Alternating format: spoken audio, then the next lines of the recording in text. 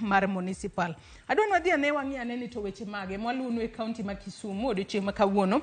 Wach mwaluonu e kaunti ma Kisumu odiochieng' ma kawuono tudore kod gino ma MP kata jaod bura mano ma Kisumu Central mano Dr. Joshua Oron.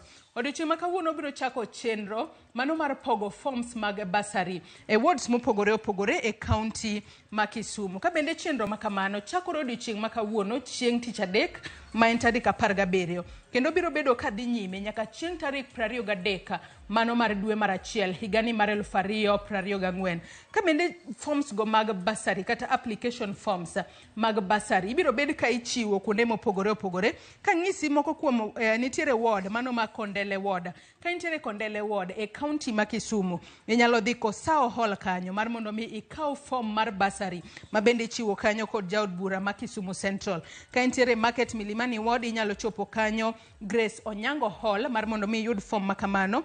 Migosi ward inyalo yudo forms makamago Ezra Gumbe Hall mayudore Migosi ward. Ka nitiere Kaloleni Shauri Moyo ward inyalo yudo forms mag basari mane kanisa mar Deliverance Church. Ka nitiere Railways ward inyalo yudo forms mag basari mano Obunga Community Hall. To ka intiere Nyalenda B ward e kaunti ma Kisumu forms mag basari yudore Joel Omino Hall.